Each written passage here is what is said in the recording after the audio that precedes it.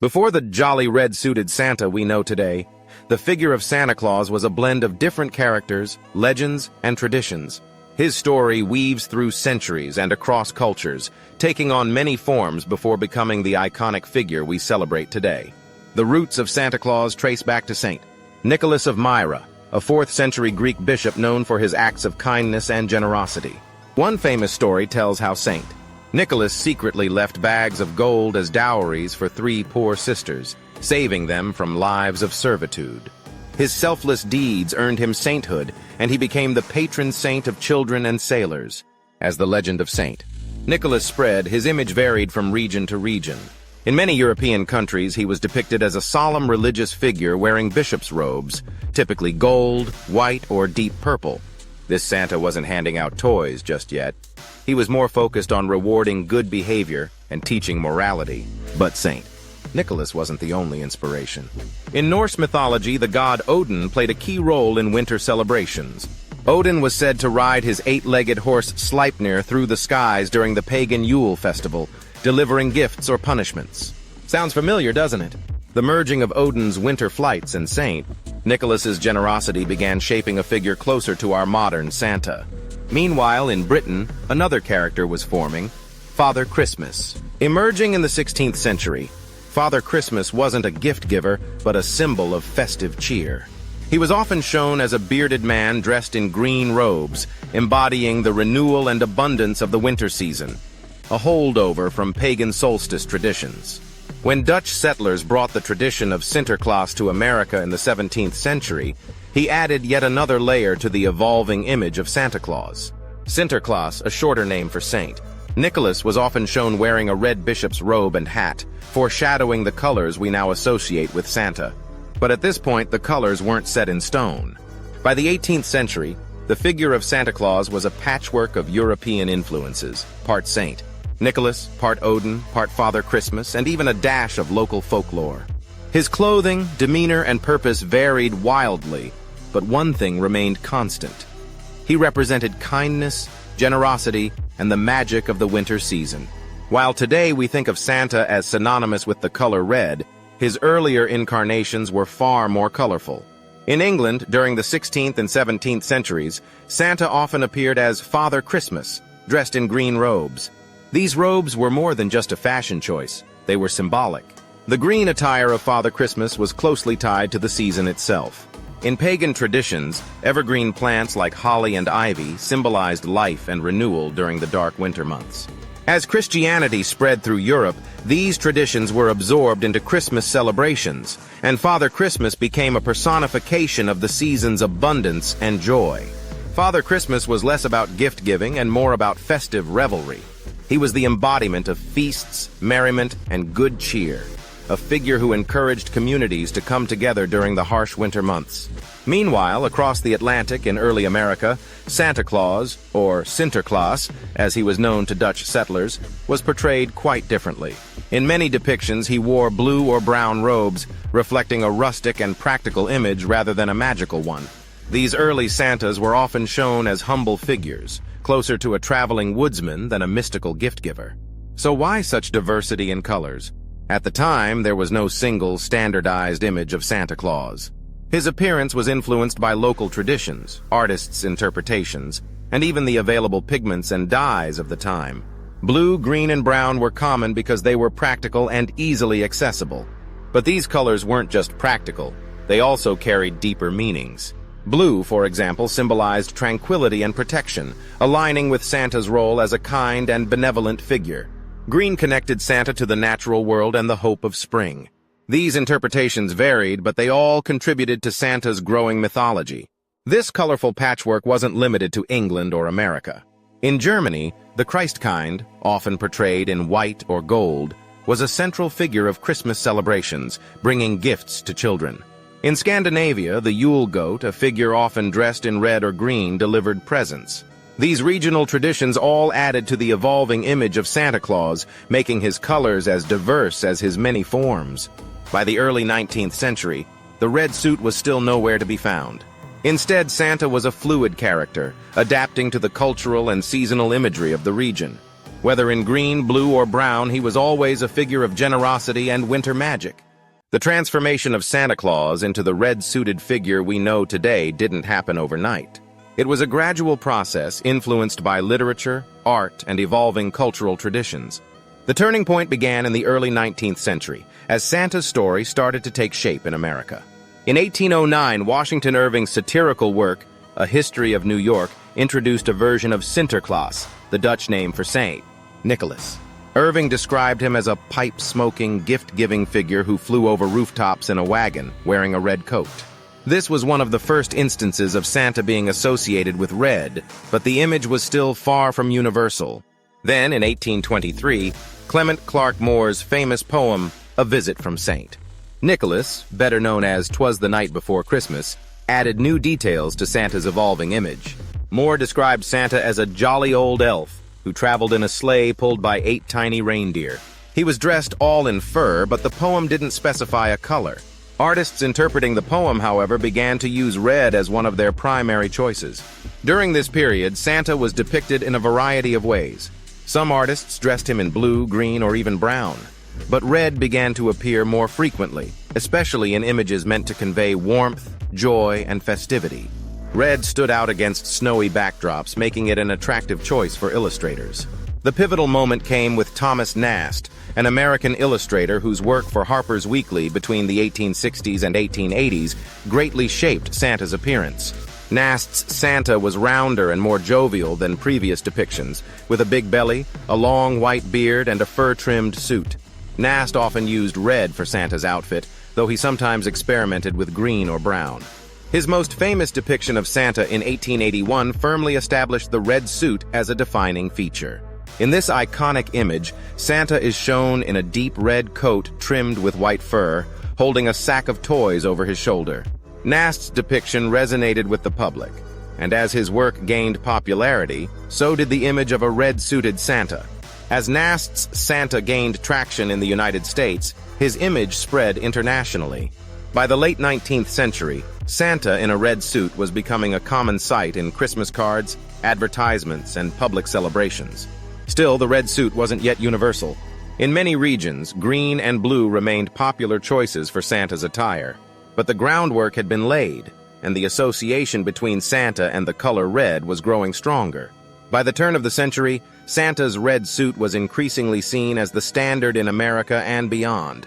Artists, advertisers, and storytellers continued to reinforce this image, paving the way for the final push that would make Red Santa's permanent color. While many factors contributed to Santa's red suit, no figure played a more significant role than Thomas Nast, an illustrator for Harper's Weekly.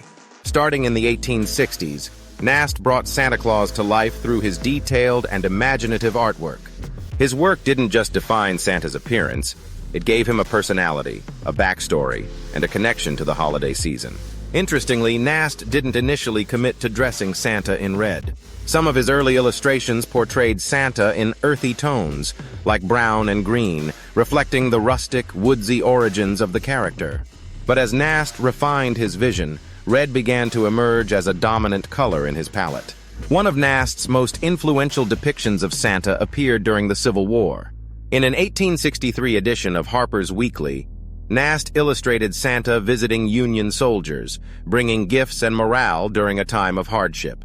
Here, Santa was dressed in a fur-trimmed coat, holding an American flag, a symbol of unity and hope. While this version of Santa wasn't fully red, the patriotic imagery helped cement Santa as a beloved, universal figure. Over the next 2 decades, Nast continued to refine Santa's image. He gave him a home at the North Pole, a workshop filled with industrious elves, and a ledger to track children's behavior, elements still central to Santa's mythology. As Nast's Santa grew more popular, the red suit became increasingly prominent in his artwork, symbolizing warmth, cheer, and festivity. Nast's influence cannot be overstated. His Santa was a departure from the solemn religious imagery of Saint Nicholas and Father Christmas. Instead, Nast's Santa was a joyful, approachable figure, perfectly aligned with the spirit of Christmas as a family-centered holiday. Nast's red-suited Santa soon found his way onto Christmas cards and into holiday advertisements, spreading his image across America and Europe. While the idea of Santa wearing red wasn't entirely new, Nast's work standardized it, making the red suit a staple of Christmas celebrations. In 1881, Nast published one of his most famous illustrations of Santa Claus. This version featured Santa in a bright red coat trimmed with white fur holding a sack of toys. This image became the template for countless depictions of Santa in the years to come. By the late 19th century, Nast's Santa had become so influential that department stores began adopting his image for holiday promotions. The red suit wasn't just artistic anymore, it was commercial, making Santa a central figure in the booming Christmas retail industry. Nast's red-suited Santa laid the foundation for the character's global fame. His illustrations transformed Santa from a patchwork of folklore into a cohesive, joyful icon who continues to inspire holiday traditions around the world. When most people think of Santa Claus, they picture the jolly figure with a bright red suit, white fur trim, and a twinkle in his eye, a look many attribute to Coca-Cola. But how much credit does the company really deserve for Santa's modern image? Let's dive into the story of how the Coca-Cola Company helped shape the Santa we know today. In the early 1900s, Coca-Cola was primarily marketed as a refreshing beverage for warm weather. However, in the 1920s, the company began experimenting with winter campaigns to boost sales during colder months. They used holiday imagery, including Santa Claus, as a way to connect their product with the warmth and joy of the season. Coca-Cola's early Santa ads didn't yet feature the iconic red-suited figure. Instead, Santa was often depicted as a more traditional saint. Nicholas figure, tall, thin, and sometimes even stern. But in 1931, everything changed with the arrival of artist Haddon Sundblom.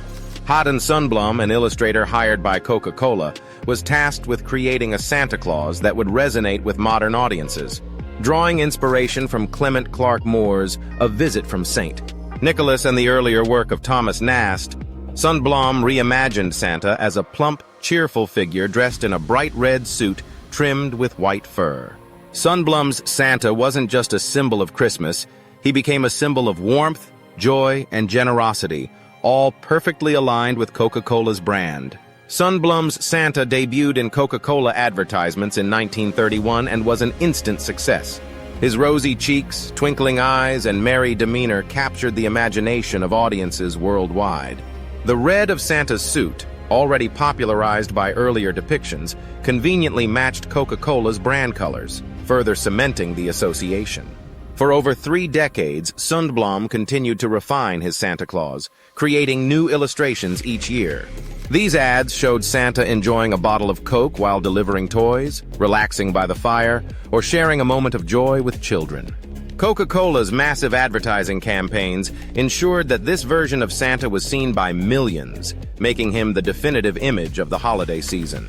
Coca-Cola's reach extended far beyond the United States. Their advertisements appeared in newspapers, magazines, and on billboards across the globe, spreading Sundblom's red-suited Santa to countries where the character had previously been less defined.